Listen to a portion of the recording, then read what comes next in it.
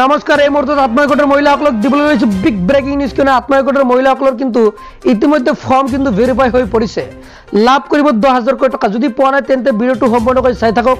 আৰু ইয়াৰ লগতে কেন্দ্ৰীয় চৰকাৰে নতুন এখন আঁচনি লৈ আহিছে, মই সবিস্তাৰে জনাই আছো। আজিৰ প্ৰথমটো খবৰ, 1 কোটি মহিলালৈ বছৰি 10,000 টকাৰ আৰ্থিক সাহায্য প্ৰদান কৰিব।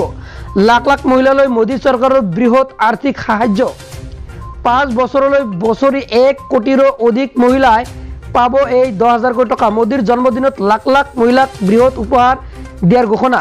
61,060 বছৰ বয়সৰ মহিলাই লাভ কৰিব বছৰি 10,000 কোটি টকা। দুটাকৈ কিস্তিত মহিলাসকলক বছৰি দিয়া হ'ব 10,000 টকা।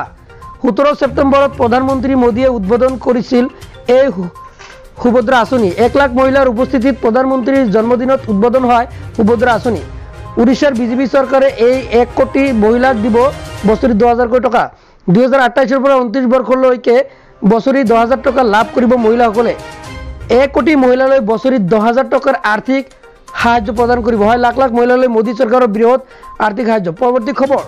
পৰৱৰ্তী খবৰটো হৈছে যে কালিৰ দিনটোৰ পিছৰে পৰা অসমত খাদ্য সুৰক্ষা আইনৰ অধীনত 19,92,167 গৰাকী নতুন হিতাধিকাৰীয়ে লাভ কৰিব ৰেচন কাৰ্ড। আবেদন প্ৰক্ৰিয়া আৰম্ভ হ'ব 19 ছেপ্টেম্বৰ তাৰিখৰ পৰা।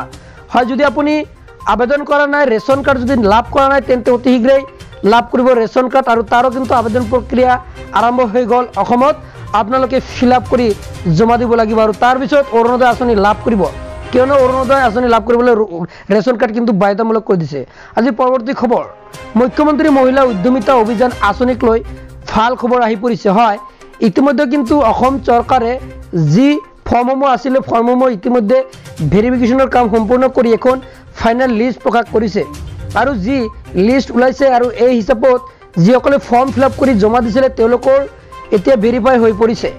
এতিয়া একাউণ্টত পোনপটীয়াকৈ জমা কৰি দিব 10,000 কোটি টকা। আৰু 10,000 টকা যিহেতু লাভ কৰিব, আৰু 19 লাখ মহিলাক কিন্তু এই আত্মসহায়ক সদস্যলৈ সহায়ৰ হাত আগবঢ়াব অসম চৰকাৰে, অৰ্থাৎ লাখপতি বাইদেউ আঁচনিত। আৰু কেতিয়া টকা সোমাব নিশ্চয় আপোনালোকক পৰৱৰ্তী ভিডিঅ' জনাই দিম।